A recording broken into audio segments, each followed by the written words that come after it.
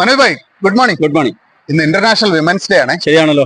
ടീച്ചർക്ക് ആശംസിക്കുന്നതായിരുന്നു. അതൊക്കെ രാവിലെ വിഷ് ചെയ്തു.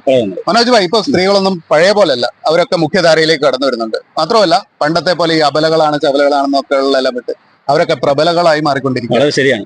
ഈ പ്രബലയുടെ കാര്യം പറഞ്ഞപ്പോഴാണ് കഴിഞ്ഞ ആഴ്ച ഞാനൊരു ലേഖനം വായിച്ചത്. അതിനകത്ത് പാലക്കാടുള്ള ഒരു വിജയലക്ഷ്മിയുടെ കഥയാണ് പറയുന്നത്. വിജയലക്ഷ്മി വളരെ സാമ്പത്തികമായി പിന്നോക്കം നിൽക്കുന്ന ഒരു കുടുംബത്തിൽപ്പെട്ട അംഗമായിരുന്നു. അച്ഛനും അമ്മയും ധോബിമാരായിരുന്നു. അപ്പൊ അച്ഛനും അമ്മയും ഈ ഹോട്ടലുകൾ അതുപോലുള്ള സ്ഥാപനങ്ങളിൽ നിന്നൊക്കെ വസ്ത്രങ്ങൾ കളക്ട് ചെയ്യുന്നു. അത് വാഷ് ചെയ്ത് അയൺ ചെയ്തൊക്കെ കൊടുക്കുന്ന സമയത്ത് അവർക്ക് ലഭിക്കുന്നത് 4 രൂപയൊക്കെയാണ്. അത്രയും സാമ്പത്തികമായി പിന്നോക്കം നിൽക്കുന്ന അവസ്ഥയിലായതുകൊണ്ട് തന്നെ വിജയലക്ഷ്മി 10ാം ക്ലാസ്സിൽ വെച്ച് പഠിപ്പ് നിർത്തി. വിജയലക്ഷ്മിയും അച്ഛന്റെ അമ്മയുടെയും കൂടെ സഹായത്തിന് ഇറങ്ങി. അങ്ങനെ മുമ്പോട്ട് പോകുന്നതിനിടയിൽ വിജയലക്ഷ്മിയുടെ കല്യാണം കഴിഞ്ഞു. 2 കുട്ടികളുണ്ടായി. വിജയലക്ഷ്മിയുടെ ഭർത്താവും ഒരു കൂലിപ്പണിക്കാരനായിരുന്നു. സാമ്പത്തിക ഞെരുക്കം കൂടി വന്നു.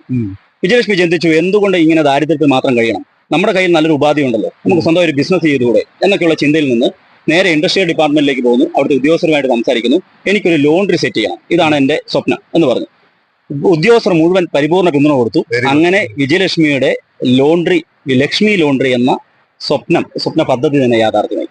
ഇന്ന് ഈ 4 രൂപ വരുമാനം കിട്ടുന്നതൊക്കെ ഒരു ബെഡ്ഷീറ്റൊക്കെ അയൺ ചെയ്ത് കൊടുക്കുമ്പോൾ 30 രൂപ ലഭിക്കുന്നതിലേക്ക് വിജയലക്ഷ്മി വളർന്നു. വിജയലക്ഷ്മിയുടെ സ്ഥാപനം വളരെ നല്ല രീതിയിൽ പോകുന്നുണ്ട്. വ്യവസായ മന്ത്രി ശ്രീ പി രാജീവ് അടക്കം അദ്ദേഹത്തിന്റെ ലേഖനത്തിൽ വിജയലക്ഷ്മി അപ്രീഷിയേറ്റ് ചെയ്തുകൊണ്ട് എഴുതിയിട്ടുണ്ട്.